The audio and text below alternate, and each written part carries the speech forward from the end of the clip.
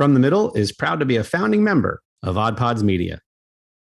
Hey, everybody. Welcome to episode number 152 of From the Middle. We are a comedy, culture, entertainment, and interview style podcast hosted by three middle-class guys living in the middle of America in the middle chapters of our lives with a point of view that usually falls somewhere in the middle. We never get political. We just talk about life and goings on. We've started a new segment within the last episode. It's called Answers from the Middle. We're having a ton of fun with that.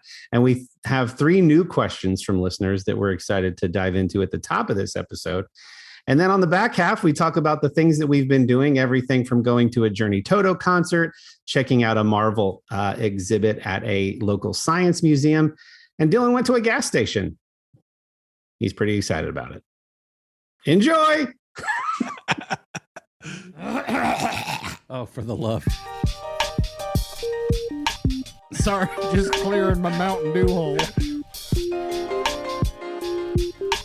I got my phone hole cleaned today. That's where you keep it? You're so cerebral and you're so developed and evolved.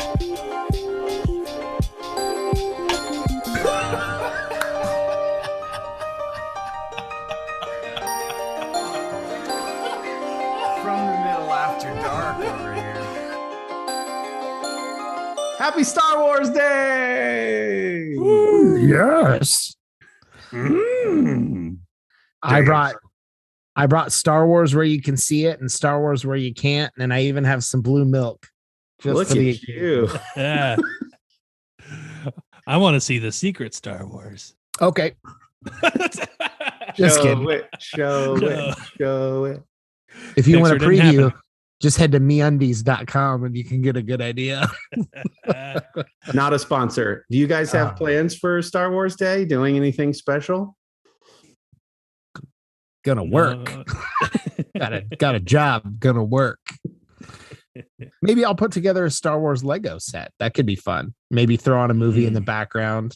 That's kind of what we do. We throw on some films in the background, just having them play all day, whether or not anyone's really watching. Yeah, I've been walking the kids through a Mandalorian, so I'll probably just make sure that we do that tomorrow. But other than that, like nothing. Leftover meatloaf for lunch, probably. Call it like bantha loaf or something. Yeah. Well, we've been having so much fun with our new segment that started at episode 150, Answers from the Middle, that we're just going to cut right to that this week because we have some interesting follow-ups. Do we ever? From what I think will end up being one of the most popular questions for us that we call the Never Flusher. Yeah. So this one's incredible. Just you wait. Hey guys. This was an email by Anonymous writing in to say that I was there. And the Never Flusher is real and lives on. I interact with the Never Flusher regularly, and the toilets are still never flushed. Kory, I appreciate your goal to lighten the mood, but I gotta say, it was a tough room. The flushers were fed up. That leads me to my question. What is the best way to handle this problem? Install automatic toilets, a safety flush upon entering the bathrooms. Just give up. Thanks for the help. Signed, Tired of the Stank. So we have a responder who obviously recognized that story. Wow.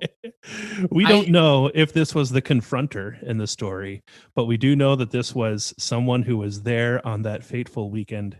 The guy's weekend. Wow. When the first emailer realized they were in fact a Never Flusher. Yes. Wow. I want to know if the person who sent in the original story, the Never Flusher, did they just share out the episode and then somebody else was able to chime in? Like, was this a self-defecating thing where they thought they'd just get it out there? Perfect. Or does this other person just happen to listen? And like we caught the Never Flusher. I will never know. I almost don't want to know. I'm just very excited we get a follow up on this.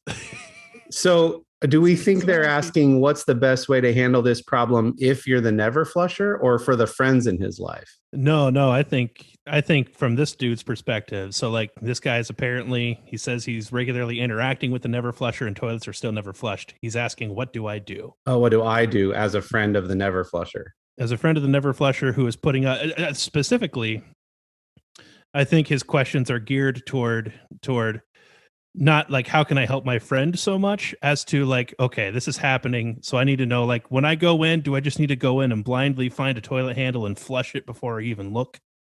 Like, I think that's one of his questions. Do we need to install automatic toilets?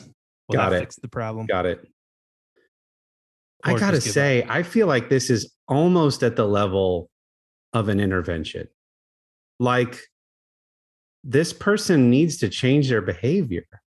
I think it's almost elevated to that level. Like, you can't just keep going through life as a person who doesn't flush toilets.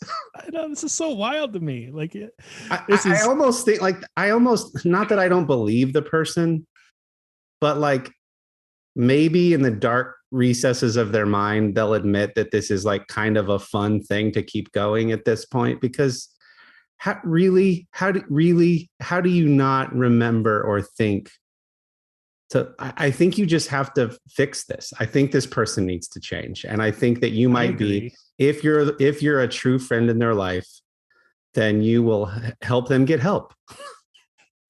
I think maybe a sign on the mirror asking, "Did you flush?"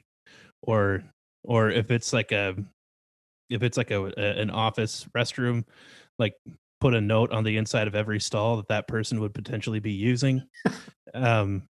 Something along those lines, because I do think that this would help a lot of people if the never flushers friends were to, as you said, intervene and take care of things that way. I just want to chime in a little bit here. I'm not trying to make up for lost time since I wasn't here last week, but listening to you guys talk about it, I have one, a brief story, and two, a basic opinion. But so there was once a time recently, we've had contractors coming in and out of our home to give us quotes on doing some remodeling work. And one of the contractors showed up like 15 minutes early. I was upstairs in our bathroom pooping. Like, it was a situation where I had just finished wiping, and like the Ring video doorbell thing goes off, and I'm like, holy crap, he's here. So I like finish wiping really quick. My pants are still down, so I'm now like hurrying up to like trouser up, and I didn't wash my hands because, I was only the only one in the room. Nobody knows except for now everybody who listened to this. And I'm pretty sure I probably shook the guy's hand too when he walked in the door. But so I lit him in, and I'm like, okay, this wasn't so bad. He wasn't there for very long, not even a second doorbell ring. Everything worked out. I've gotten away with my pants being down. And so just so happens that it is our master bathroom that we're looking at getting remodeled. Oh, no. And I did not flush. I was horrified. I'm not a never flusher, and so like I assumed that I had flushed. And so we're in there, we're talking the remodel, he's measuring things or whatever. He's all around the toilet. I never look into the toilet. It doesn't even occur to me until like after he left. And then like hours later, I'm back in our master bathroom and I look in the toilet. I'm like, you've got to be kidding me. It made it the whole time? It made it the whole time. The dude he definitely saw it. It definitely looked disgusting. Definitely smelled it, no? I didn't smell anything when I was in there with him, but I don't know.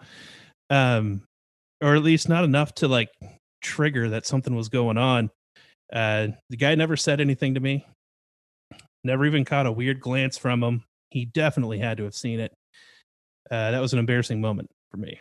Wow. Brought back that recent memory listening to you guys talk about it. But no, I've always assumed when I go into a public restroom and I see that a toilet has not been flushed, it never crosses my mind that this was a never flusher. I never thought of a never flusher as a thing. I always thought of it as someone who for some reason, my mind jumps to being inconsiderate, that this was an inconsiderate person. Yeah. You think they knowingly did that. Exactly. It never crosses your mind that they have a lapse in the moments after wiping. Yeah. But I mean, it happens. And I can't come up with a reason why somebody wouldn't flush unless they think it's too gross to touch a toilet handle in a public restroom. And I guess my mind has gone there. And I've made that assumption before that they're too grossed out to touch the toilet handle after they've pooped. They expect me to touch the toilet handle for them. How inconsiderate. Right. Yeah, that's where my mind goes. I always just assume that they've clogged the toilet. Maybe I'm just projecting. I just assume that they clogged the toilet and they just kind of had to leave it because, like, it's not their toilet. Like, they're not going to run out and find a janitor to come along and try to fix it. So that's embarrassing. Well, it's clogged. I guess I'm going to leave it. Yeah, you could remain anonymous. Inconsiderate seems much better than clogging it in that moment. Okay, Dillon. So if you are a friend of the never flusher, and this keeps happening when you're with them on trips, when they come to your house, when you visit theirs, what do you do? Well, at first I was thinking we were going to respond as the never flusher. And I'm thinking, if you have pets or kids, this is a meet the parents situation. You got to teach Jinxie how to flush it, right? Or like you're paying off your kids like, a quarter a flush. Like if you run in behind me and you catch it, I'll get you a quarter each time. Like you come up with some system at least to get some extra treats for Mr. Jinxie. But I was thinking as the friend, that's tough because you don't know how frequent they're together. I mean, do you take a little card and like tape it above the toilet roll? Like when you're around, like a laminated card that's easily like bleached clean and just like a little bit of duct tape and just slap it up by the toilet paper. I don't know. Do you politely, if you know this is a thing and you have their number, do you text them when you know they're in there? Be like, hey, just a friendly reminder. I know, they're on their phone. Let's not pretend like everyone's not in there on their phone anyway. So like, what's going to pop up at the top, when the text rolls in. So maybe you just text them if you care about them enough. Maybe it's like hey, just friendly reminder, just courtesy flush at least, even if you don't flush again at the end, courtesy flush in the middle. If this person has a significant other, I want to talk to their number two. I would love to hear from them. Either way, it's a crappy situation, right? How have you managed to do this? It's murky at best, and it's a really crappy situation. It'd be really solid if we could get the full story. Exactly, man. We're just trying to help this man stay afloat. Yeah. So then, interestingly, the story continues. Our second question of the day, follow-up text from the Never Flusher. Great take, boys, and you nailed it. I was asking how you, as reasonable and kind people, would react to a Never Flusher. As a society, how many different behaviors do you think we brand as rude, inconsiderate, or selfish that are not? They are just struggles. Gas in public would be one. An inability to gauge humor correctly. Loneliness. People who latch on. Aligning in the proper length of a discussion. Taking time to order food. More time than usual to consider. Driving slow on the highway. Older person who's trying to maintain their independence but struggling. Not necessarily a mid-pod topic. A little heavy, but interesting thought. He doesn't know. He probably doesn't know that the friend emailed also. So this now feels like him trying to be like, it's just a struggle. Yeah. Yeah. I was going to say nice deflection. All right.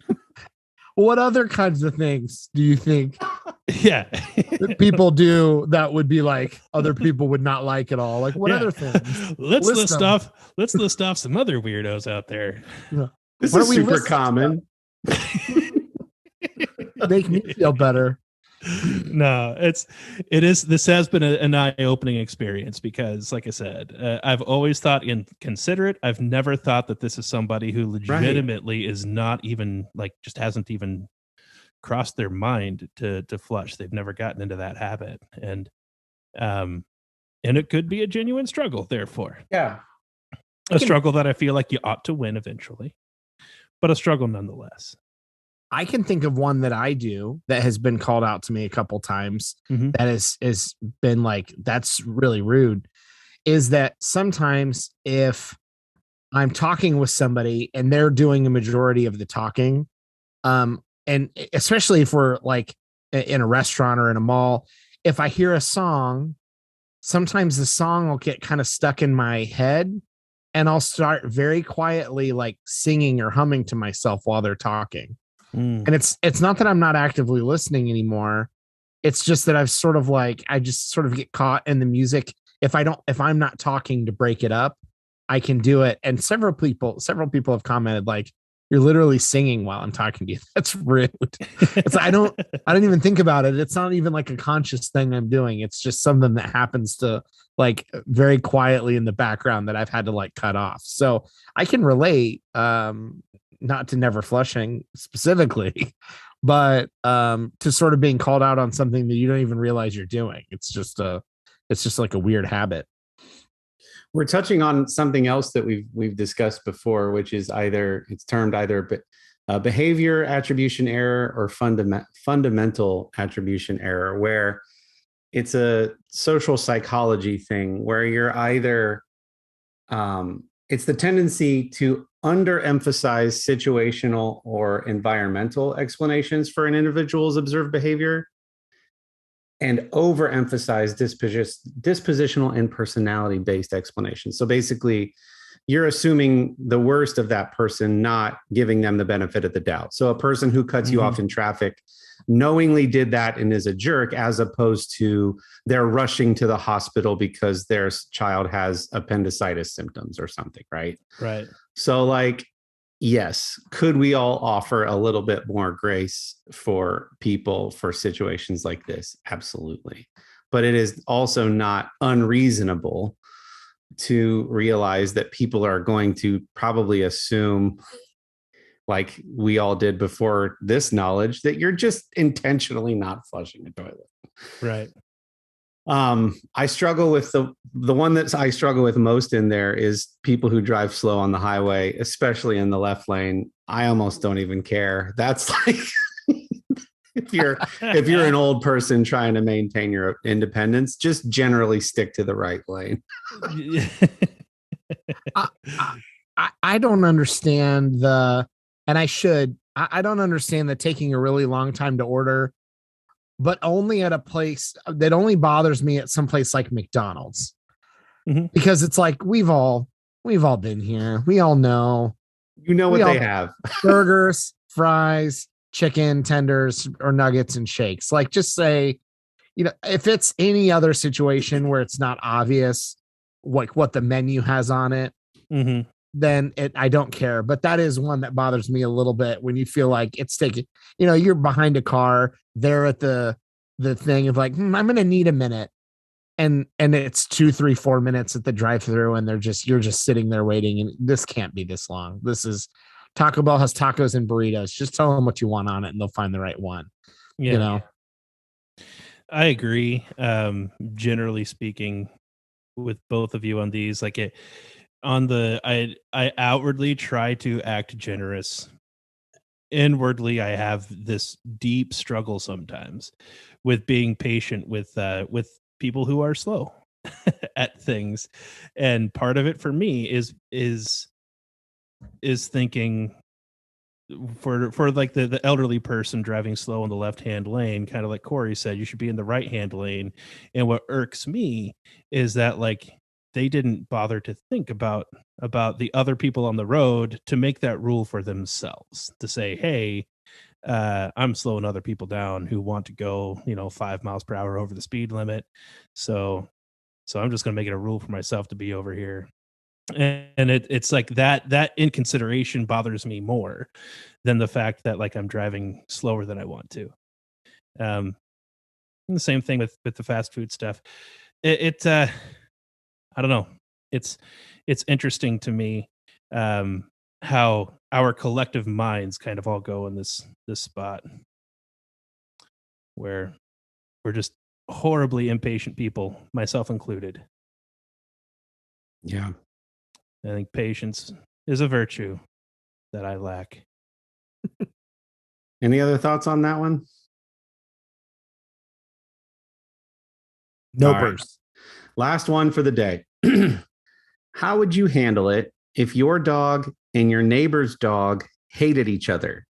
It's getting to the point where I have to try and decipher my neighbor's daily routine so that our dogs don't meet each other at the fence. If they do, they'll freak out, dig holes, and bloody their snouts trying to get to each other. They've never met, but they hate each other. I peek around the house. I have to go out in my pajamas to try to see if they're in the backyard. This is getting really annoying and disrupting our life. What do I do? Related.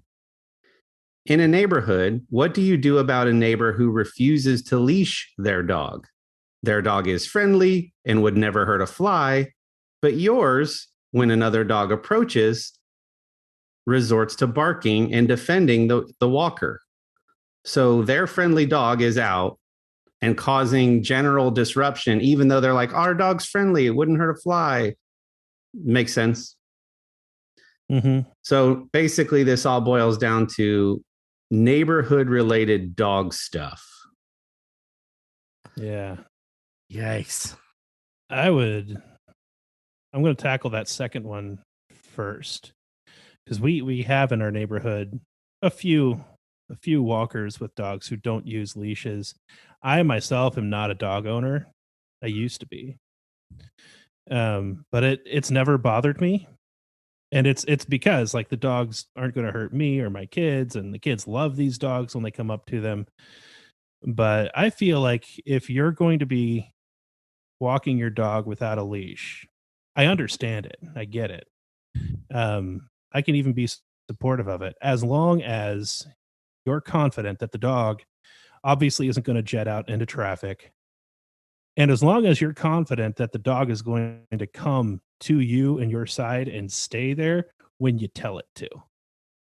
That's the second thing. Yeah. So if your dog is approaching another dog, that's fine. But if you see the other dog starting to get nervous or whatever, you call your dog back and he'll come back. Yeah. If you can't trust your dog to come back, then your dog, I think, should be on a leash. Yeah.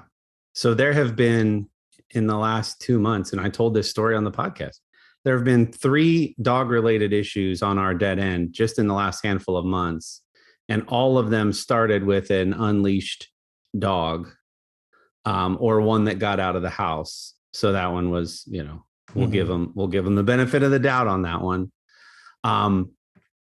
But some new, very, very sweet people just moved in.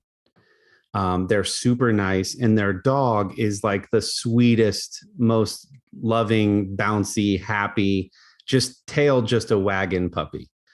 But one of our dogs, Scarlet, is defensive, especially of my daughters if they're walking her, and doesn't do well with other dogs at all. So that dog, while I know it would never hurt the kids, our dog, hair on her back will stand up and she gets gnarly. And what do dogs do when one escalates it? It's just gonna, they read off of each other. And so it's like, hey, it's like Dillon saying turn signals aren't for you to know where you're going. They're for other people. It feels similar to that. It's like, I don't care that your dog's nice. It's causing mine to freak out because yours won't stay in its yard. And so mine is naturally thinking when it runs into my yard that it's encroaching upon our situation in our territory. So it's going to defend its yard and its owner. And so that's what it is. And so it's like, hey, like you said, if you can't keep it to your yard off the leash, or know that it's going to come back to you on command, regardless of what it's tempted by, you got to leash it. But then I don't want to be the jerk that walks over and goes, hey, I know your dog is super sweet and wouldn't hurt a fly. I know you've just moved in, but we've had like 3 issues in this little dead end with unleashed dogs. Can you so what am I supposed to do? I so empathize with this person's question. How do you handle that? Like, you don't want to be the guy telling them what to do. They just moved in and that's going to be their first interaction with you. Right. Make it the second or third interaction then. There you go. Right? I feel like a lot of this stuff, especially because it's pets and people can get so defensive with kids and pets. I feel like a lot of it has to stick to facts. And then the part you talking through the part you can or can't control from your pet side. So what I mean by that is like, when they are out, if somebody does say, oh, my dog, we don't need a leash because whatever. And it's almost got to be like, that's so great.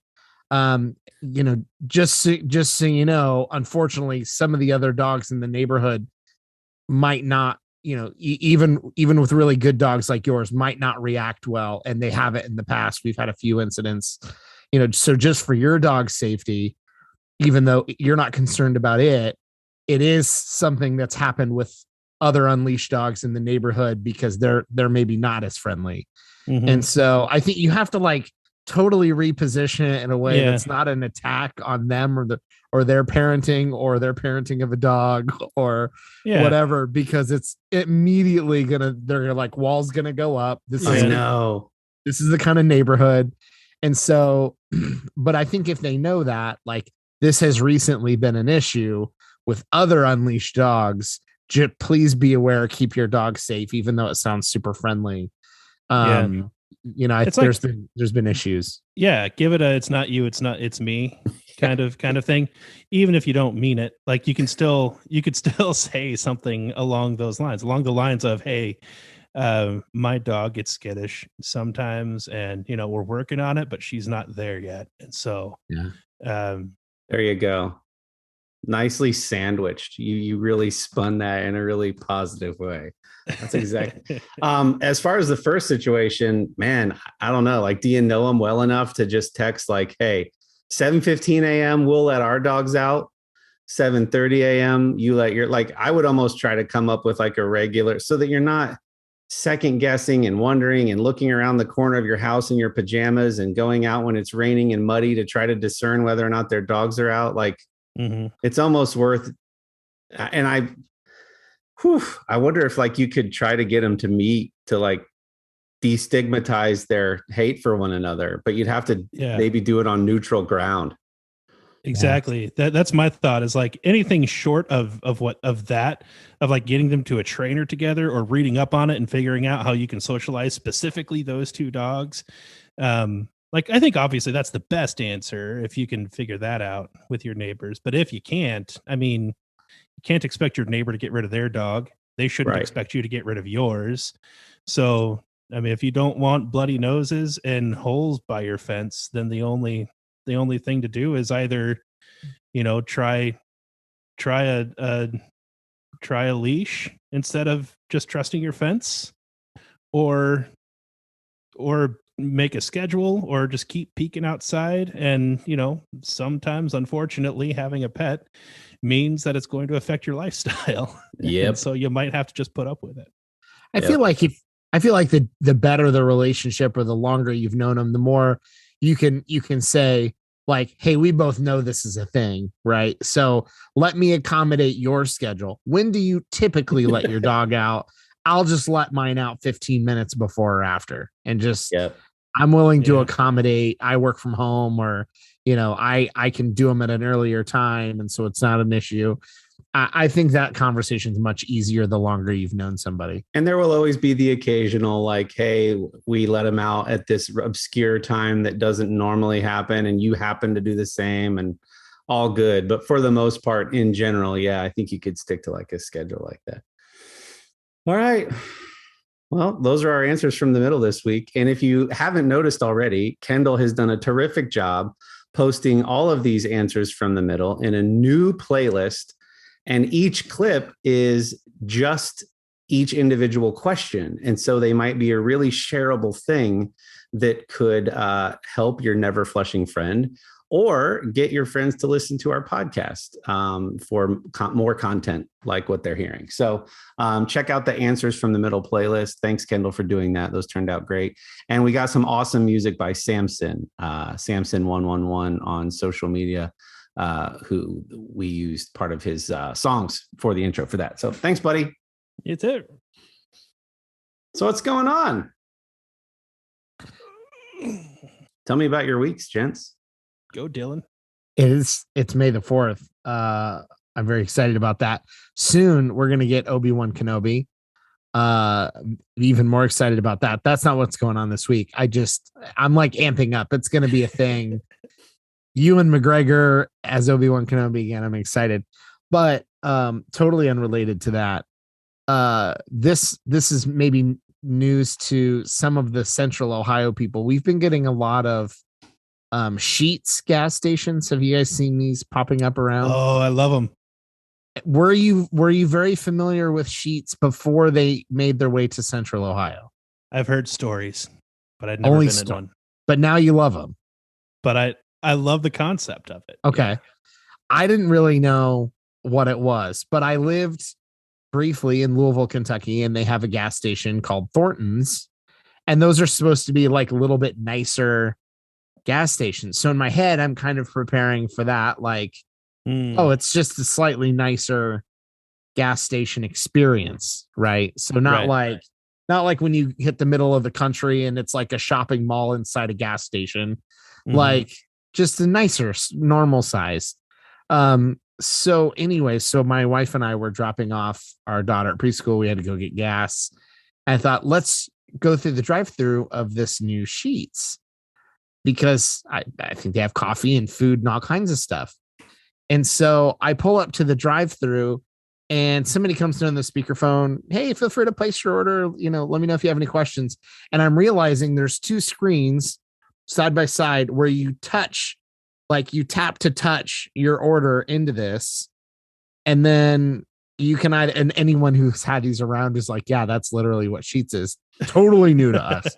Yeah. So you can touch in, you can tap your order in and like see their whole menu and all the stuff and then go through the drive-through and pick it up or go in to pick it up. Have either of you done this yet? The tap to order? And it confused me too my first time up there. Like it was the exact same experience. Lady on the intercom telling me you can go ahead and order, and I'm like, okay, I'll have no, you put it on the touch screen. Oh, yeah. Right. And you don't pay there, you just order it. It's not like you also like tap to pay or swipe your card. You just order it, then you can go in or go through the drive-through. So anyways, so we're looking at all these different food items, of course, taking a super long time to order because that doesn't bother anybody. Right. And this thing is also like cross-selling and upselling on every item you pick. Like, do you want to add caramel to your mocha? Do you want to add chunks of Oreos? Do you want to add an extra, like a scoop of ice cream? And then you do some that nacho cheese for your and coffee. You're done. And you're like, cool. Do you want nachos with your coffee? Do you want but then as you keep tapping more things, you keep realizing how much more food they have. So you're like, they have donuts and nachos and they've got a breakfast wrap and I can get this and I can get that. So like I tapped the breakfast thing just to see it. And it's dangerous. And I just tapped the breakfast thing real quick and I saw breakfast pizza and went, yep, add it to the cart. And so it's like a kid getting carried away on Amazon, like with their toy list. And I'm just like, mocha with ice cream? Sure. You want this? Yeah, throw it in there. So it's very exciting. I had a breakfast pizza with egg and sausage and cheese and immediately it was like, I hate myself for loving you because this pizza, it's cheap and it's delicious and I'm definitely going back for more. And it was like a little personal pan and it was like piping hot and the dough was all soft, but it was like baked through. And it's crazy what you can do at Sheetz, man. And I definitely think I'm a fan now. And I've not even been inside it. I've only done the drive-through.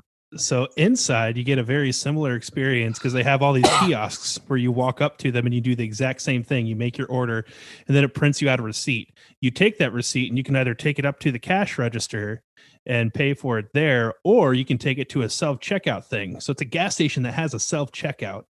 And you scan your receipt, you can pay there. You can grab the combos next to you, scan those, pay for those there, and walk out.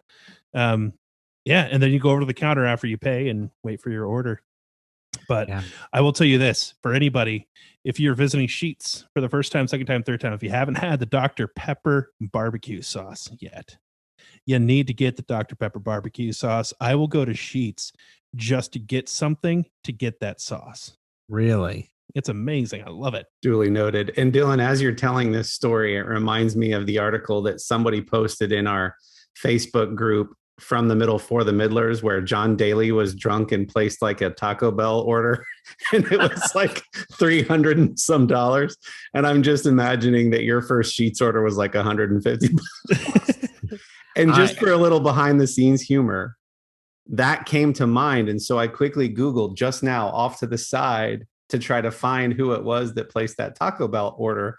But all I could think of was that it was a fat golfer. So I Googled fat golfer. Yeah. And an article popped up from hkgolfer.com that's called Top 10 Tubbies. Oh, that's great. We need to make our own top 10 Tubbies list. Oh, well, I think this is a great time to pause and hear a word from one of our friends in Odd Pods Media, and we'll be back with more updates from our past week. Hi, I'm Tina Jaramillo. And I'm Hillary Doherty. And we host the Muck Podcast, where we discuss the dark and sometimes weird true stories in American politics. Hey, Tina, did you know that Elvis crashed the Nixon White House for the sole purpose of getting a DEA badge? And it worked? What? Or how a gun control advocate senator out of California engaged in gun trafficking with notorious gang leader Shrimp Boy. Shrimp Boy, I remember him. Okay, so, we cover all of that and more from maladies, madness, mischief, and murder in U.S. politics. And we also host a bi-weekly interview segment called Lil Muck. We interview politicians, journalists, activists, and others who share their experiences in politics. Find the Muck Podcast wherever you listen to podcasts, and check us out on social media at the Muck Podcast. Quick fact check. John Daly's drunken Taco Bell order totaled $446.10. And you can actually find images of the receipt because he posted it on social. And who were the top 10 Tubbies? They wouldn't let me win again. I got first place too many years in a row. I feel bad. Like I don't want to. Oh, that's true. We don't have to do that. Yeah, we don't got to talk down anybody. Oh man. So, anyways, I realize all the coasters, the East and West coasters, are looking down on us for our surprise and delight when it comes to Sheetz. But here we are. You tuned into a podcast about what it's like living in the Midwest, and that's what it is. So Sheetz is pretty cool. Maybe we'll even do a mid-bit video at Sheetz one time. Oh, you should definitely do that. That would be awesome. Kendall and I are going to need to go so we can try all kinds of things in Dr. Pepper barbecue sauce. Yeah, Kendall and I just had Wario's beef and pork. So why don't you two go to Sheetz? We could do like Rhett and Link on Good Mythical Morning. They do all kinds of taste tests, and they'll do like Will It Burrito, and they'll come up with all kinds of weird, crazy burritos and tell you whether or not it makes a good burrito. We should do a Will It Dr. Pepper barbecue sauce, and we just order like everything on their menu and see if it's good with the barbecue sauce. That's my idea. Yeah. Sounds expensive, but. Speaking of weird and crazy things, I've mentioned that one of my new favorite podcasts is Scissor Bros, and it's hosted by a comedian, Jeremiah Watkins, who's originally from Kansas City, now a comedian in LA, and Bobby Lee's brother, Steve Lee, who is a musician and now trying stand-up and podcaster as well. Get this. They're doing an adult summer camp in Seattle. So for all of their fans, anybody that wants to can make their way to Seattle. It's this place called Camp Raw, and it's a device-free adult summer camp with kayaking and yoga and archery. But to go with some of your favorite podcasters, I'm seriously considering, is there a way that I could already be in Seattle for work and then just do the weekend with like C-list comedians at a camp that they are hosting? How fun does that sound? Yeah, figure it out, man.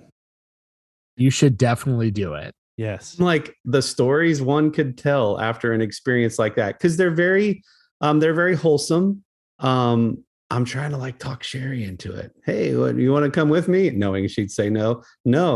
Oh, okay. Well, what do you think about me going? It's like a Thursday to Sunday. So I'd have to take like 2 days off of work, but man, it sounds like legit fun. Totally worth it.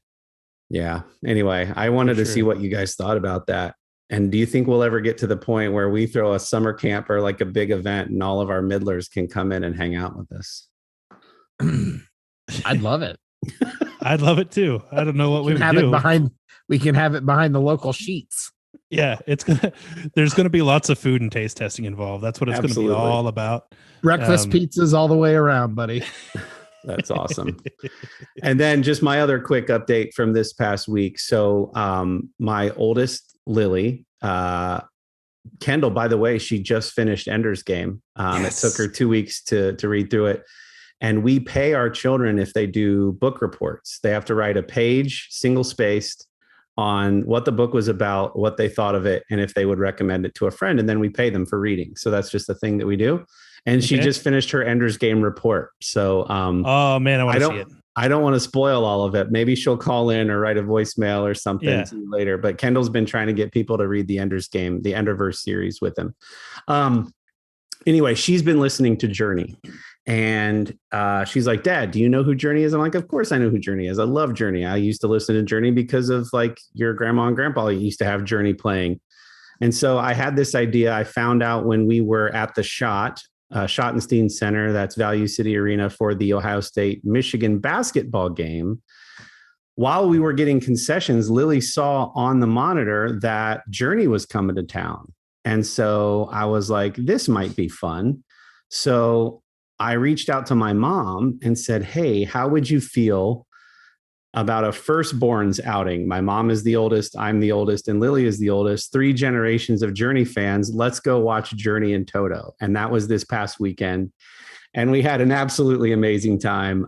We went to dinner first and got down about an hour and a half before the show started because I was really anxious about parking. So found a great parking spot. We're there an hour early. So we hit the merch table right away. We each got Journey t-shirts. And this was like her Mother's Day present. And Toto opened up right at 7:30. They went for a full hour. Nice. And then cleared the stage for about half hour. There was a DJ that was keeping the energy high. And then it was like 9 p.m. and Journey still hadn't even gone on yet. But then Journey rocked it out for about an hour and a half or so. And I've wanted to see them, forever.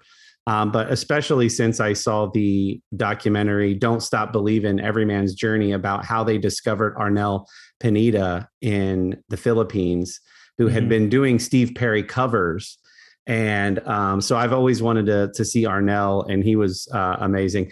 I have to say, though, like technically, I think Toto was like better musically, like they were just tighter, and their sound mix and just like just generally people have said that of those two, like Toto like actually puts on a slightly better show, but Journey's still Journey and Arnel still hits those Steve Perry notes. And it was a really good time and one of those memories that will last a lifetime. It was my daughter's first exposure to like a rowdier audience than some of the Christian concerts she's been to, but still not as rowdy as it could get. So that was a lot of fun. And it was great. So she hasn't been in a mosh pit yet. Has not been in a mosh pit. How old is she again? 15. 15. Okay. I'm trying to think. I mean, I was definitely in high school and I was mosh pitting regularly. I don't remember that. The ska music? But oh yeah, for sure. Metal. Ska. Yeah. Well, yes, mostly punk and some ska in there. Nice. Ska mosh pits are a little funnier. They're not necessarily mosh pits.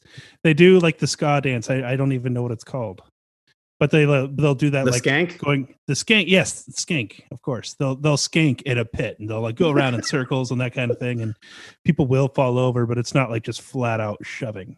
That's the first merch I think we put out. Your quote just now: "Ska mosh pits are funnier." That is ska mosh pits are funnier. Indeed. So anyway, it was a great time. Thanks for coming to town, Journey and Toto, and that was really fun. Memories made. Very good. That's all I got. So I went to a Marvel exhibit with my oldest this past week. So at COSI, which is a local science museum, there's a Marvel experience that is traveling, and it's in Columbus at COSI, and it's been there for a while now, and I think this is the last month for it. And so I love Marvel. My son loves Marvel. We're members at COSI, so we can get into the museum for free, but we can't get into the Marvel thing for free. So that's like $15 a person, and wasn't going to pay for the whole family to go into that. But Isaac and I, we paid for the two of us to go. And man, that was cool. It was fun. I would say that for adults who are big into Marvel, it's a great idea. Might be a little bit boring for your young children, even if they are Marvel fans, to go see it. It probably just depends on the kid, because it's a very well curated collection of things, but that's essentially all it is. So it's not like a lot of times people think science museum, they think of heavy interaction, some hands-on stuff, that kind of thing. There wasn't really much of that. There are a couple of smaller things like that, but I mean, we're talking like you get to see costumes from the movies and that kind of thing. And yeah. No, did they have props there too, like some of the weaponry and stuff? Yeah, so they had a legitimate Captain America shield there. They had a what's it called? The glowing cube. Oh, the Tesseract. Tesseract, yeah. There's a Tesseract there. A lot of costumes, a lot of photos, and some original artwork from the comic books and that kind of thing were there. A lot of history to read and those kinds of things. So what was the thing, Isaac? You sent a video in our text thread. What was the thing Isaac was doing with his hands and the Iron Man suit? So they had a little black room that you could go into, and you stand in this circle, and you're facing a large LCD screen, and it's using the as an Xbox Connect or whatever it is. That's what it's using, but it's looking at you, and you're doing the motions for Iron Man and making him fly around and shoot at things. Oh, cool. So that was cool. I'll have to check that out before it leaves. Yeah. So let me get this straight. Toto, Journey, Marvel, Science Museum, and I led with the story about going to a gas station. Is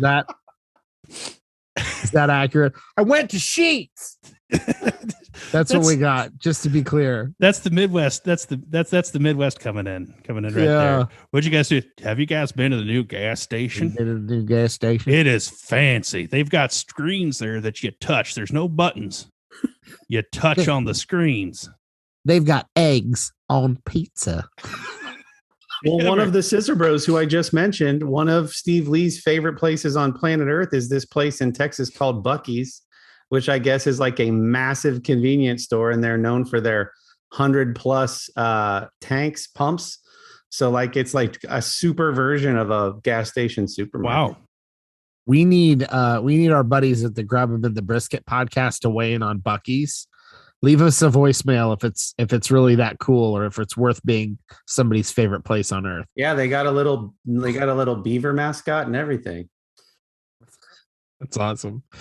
Yeah, I've heard about the Marvel exhibit. I think it's really cool. From what I've seen, I've not been there, but it does make sense that it's more like, costume wardrobe type stuff. Mm-hmm. But yeah, you'd ideally, a lot of people go to COSI because of the interactive stuff for kids. Right. So it hopefully doesn't disappoint for most people that go, but I think it's a cool opportunity for the hardcore fans to get to see some neat Buc-ee's. Yeah, it looks like the size of a Walmart. It definitely does. That's huge. Well, that's what I said, like a whole mall inside a gas station. That's kind of those are the kind of places I was talking about. And I did see, we talked a while back about immersive Van Gogh. I think immersive Monet with some other artists is coming to Columbus. And so maybe that's something fancy that I'll do. I'll go watch some more immersive art and take videos of it. That's awesome. There you go. What about streaming? What are you guys watching? Man, I was on a documentary kick this past week. And I know Dillon watched one of them as well, so I won't steal his thunder. So Netflix has a documentary I've been wanting to watch about Boeing. It's called Downfall of the Case Against Boeing.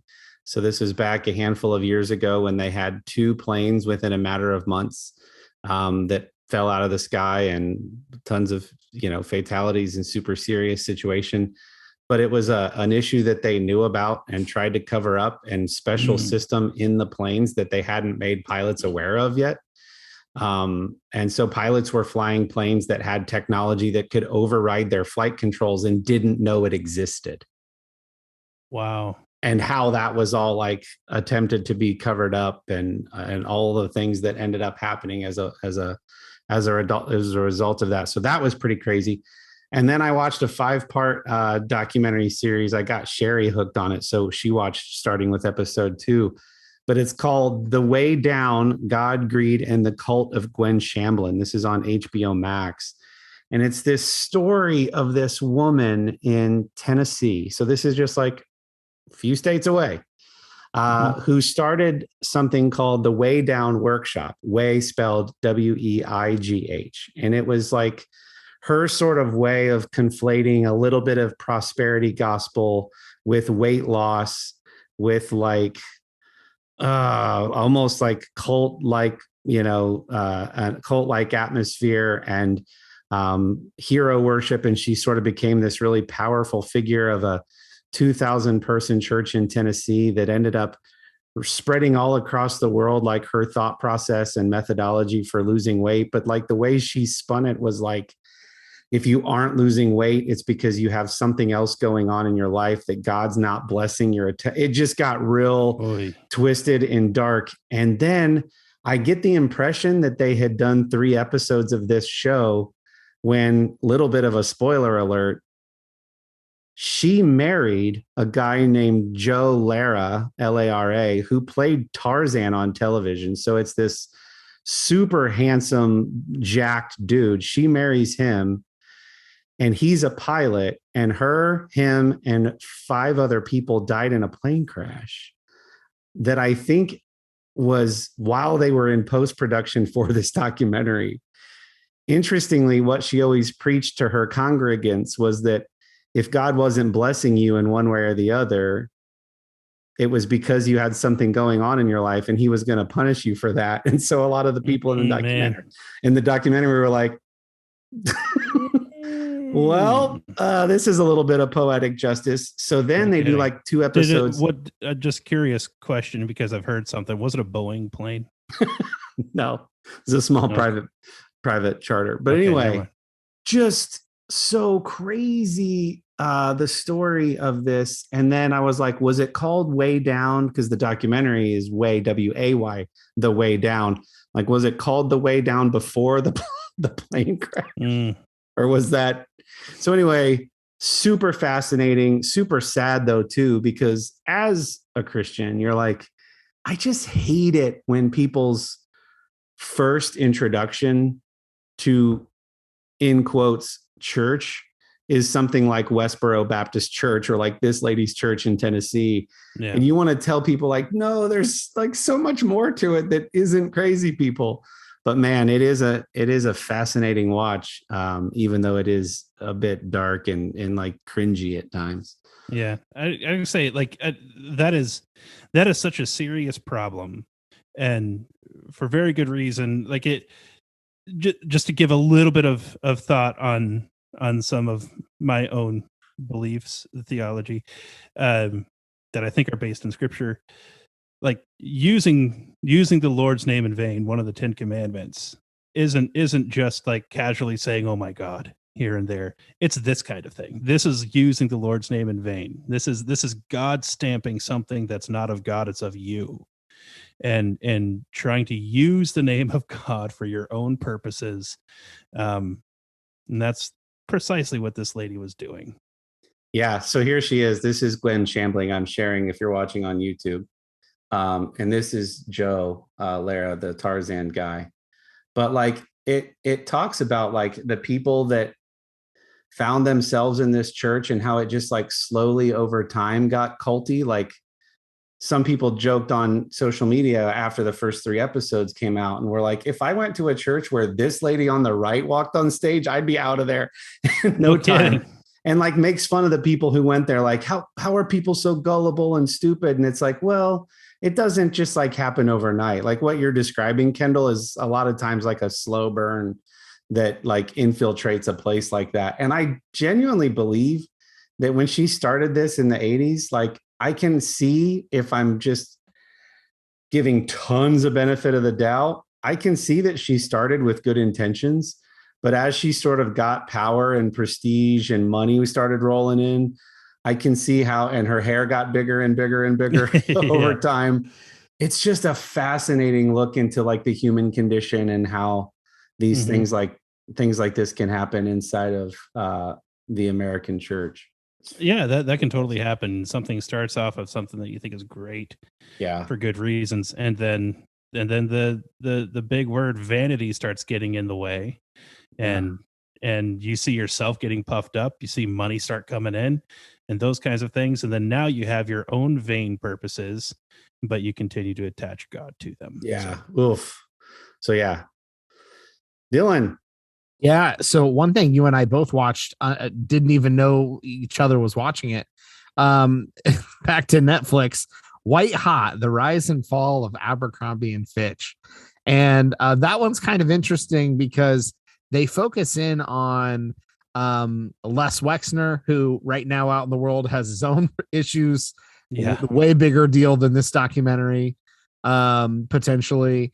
And Limited Brands, which is, headquartered basically Columbus, Ohio. It's New Albany, but Columbus, Ohio.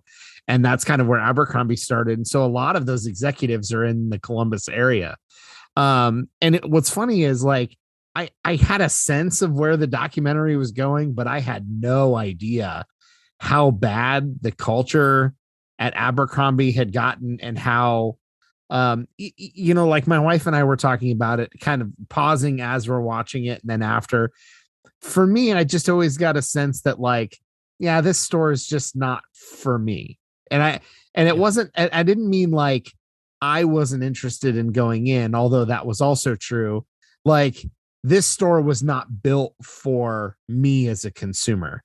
I sensed that at a young age, but didn't really know, you don't put two and two together when you're in junior high and high school. And that's really trendy. I think the funny thing about the documentary is we roughly our age is probably really, and maybe slightly younger, probably who can relate to this documentary the most, with Abercrombie getting incredibly popular in the late 90s and the early 2000s.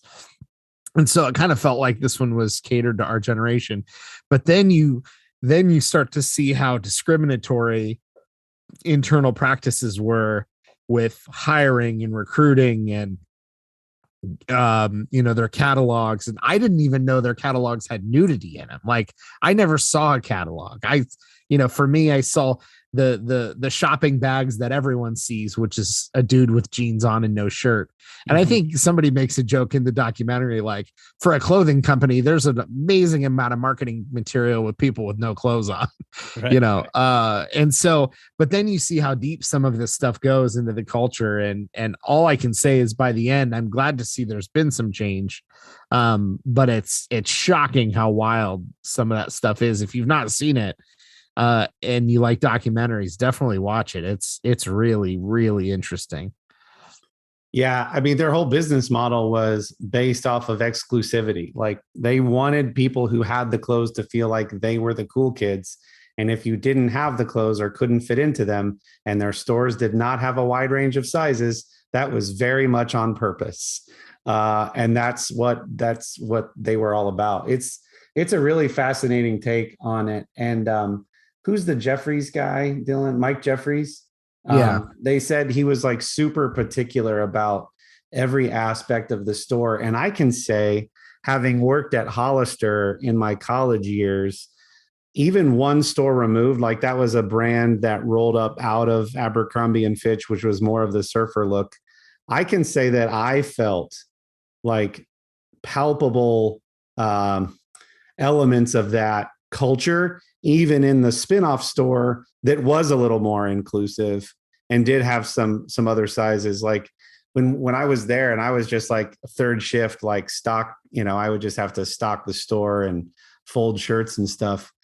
If you had a stack of t-shirts on a table, the above lighting couldn't be projecting any more shadow on the shirt below it than the shirt above. Like, so every shirt that was stacked and boxed had to be casting the same amount of shadow throughout the stack of shirts. Like, that's how picky they were about certain things in the store. And they talk about spraying the clothes with cologne and putting the cologne in the air ducts so that you were just constantly smelling the brand's colognes and stuff, and making it feel like you were cool if you were able to afford their clothes. I mean, and I only worked there for a handful of months, and I was like, I could absolutely see why everything in this documentary is not exaggerated.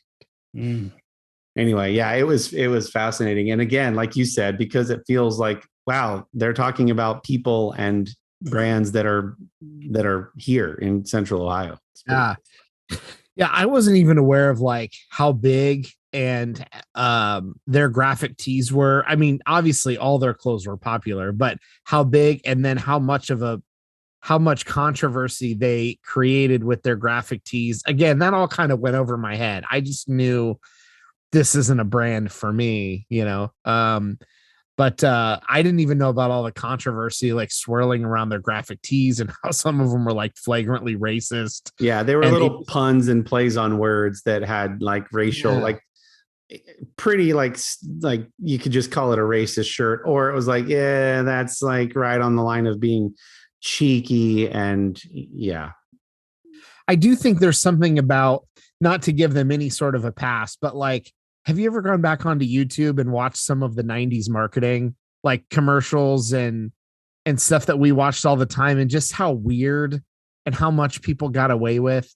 And one that specifically comes to mind is, I don't know why I remember this. It's a Brisk iced tea commercial, and there's a snowman in a laundromat, and he somehow gets in like the washing machine or the dryer, he melts, and it's all claymation, and he's like a skeleton. And then he gets a Brisk iced tea and he drinks it and he gets all his snow back. And this girl is like, and he's really kind of angry looking. And the girl in there is like suggestively looking, is like now turned on by this like skull snowman. It was such a bizarre commercial.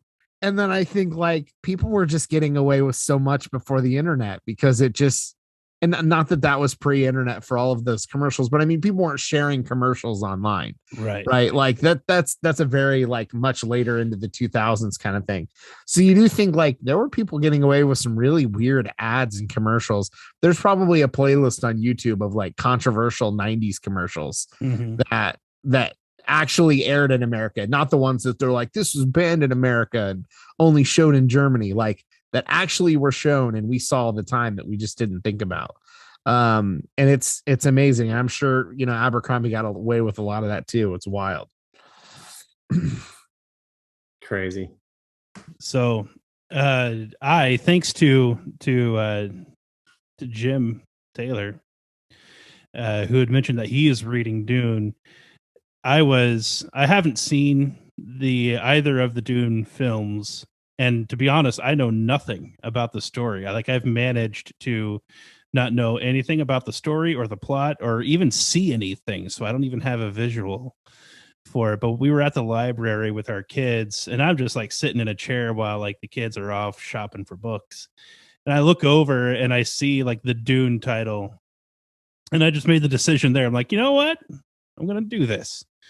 So I grabbed Dune and I decided I'm going to read it. I'm going to keep myself far away from the films, and then I'm going to watch the films after I read it, just to have the fun moment of comparing and contrasting like what the universe in my mind looks like versus what ends up on film and that kind of thing. So I'm doing that right now, reading Dune. Nice. And in between Ender books, I suppose.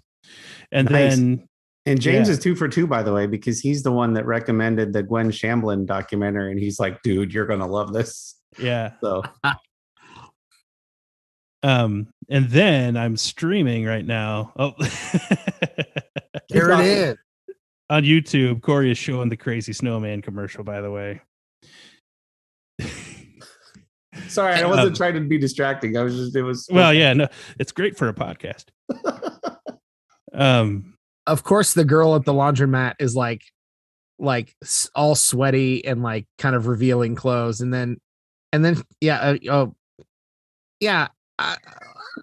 was happening in the 90s? Yeah. Is it just me, or is like I'm not a fan of that commercial, but I don't find that one in particular that outlandish. I mean, I don't think there's any way that commercial makes the cut in the 2020s. I don't think it does either.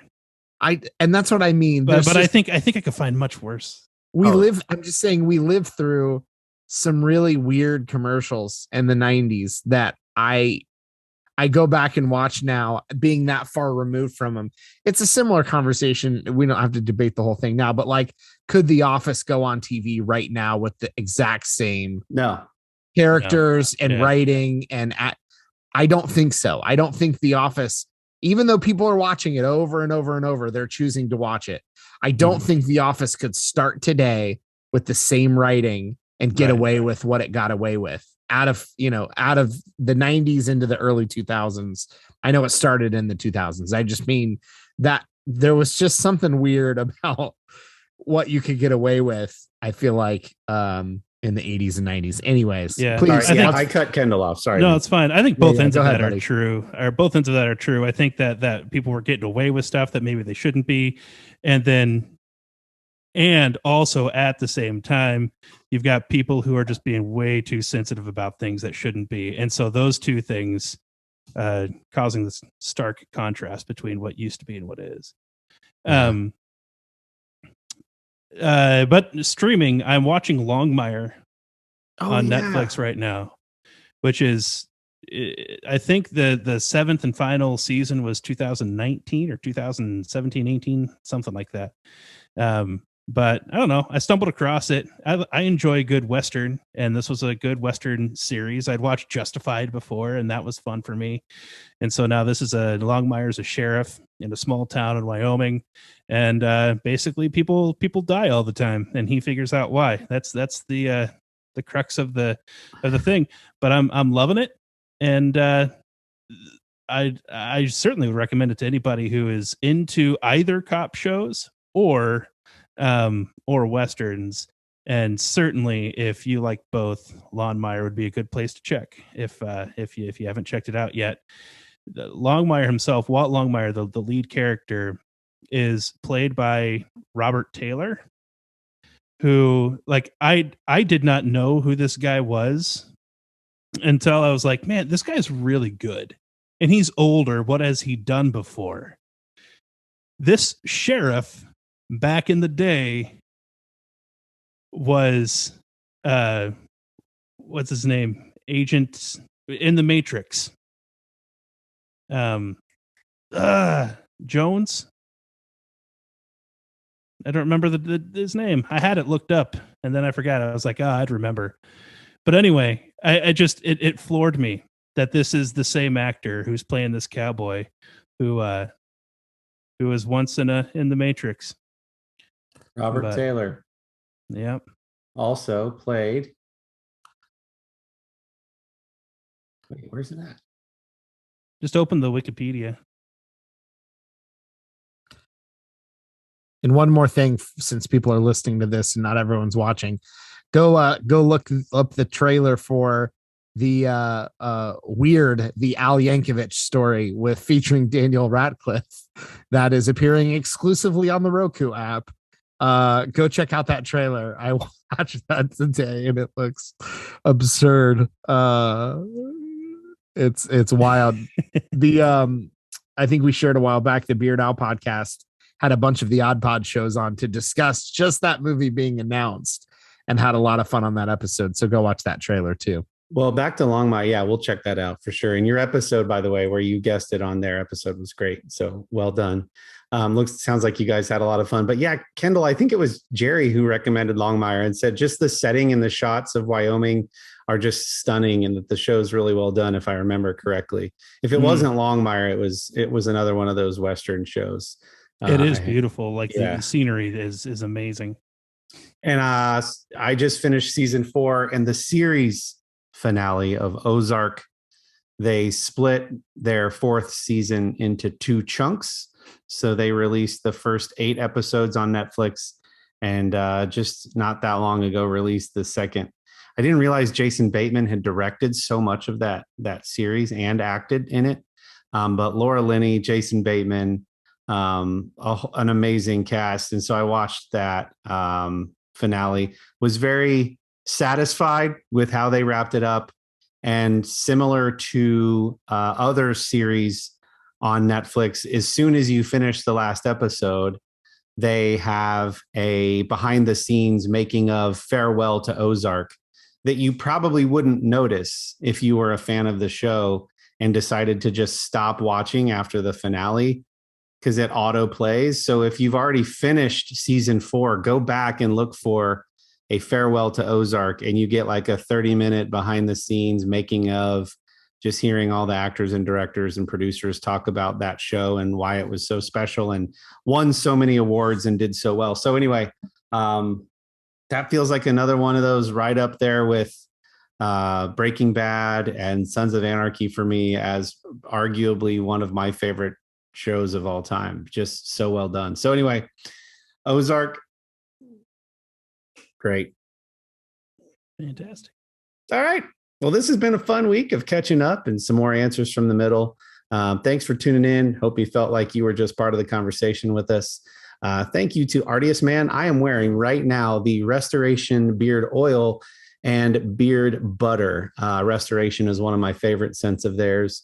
And you can get some for yourself at artiestman.com, ARTIUSMAN.com. Use promo code THEMIDDLE at checkout to get 25% off of your first order. And after your first order, do keep buying, because it tracks you as somebody that we referred. And so your future purchases will help us. It will help Artiest Man, and we really appreciate it. So get yourself some amazing men's grooming, men's beard products. And they also have some woodwick candles and some merch there you can get. That's pretty much it. Thanks for tuning in. We'll catch you guys next Wednesday. Bye. May the 4th be with you. Mm-hmm.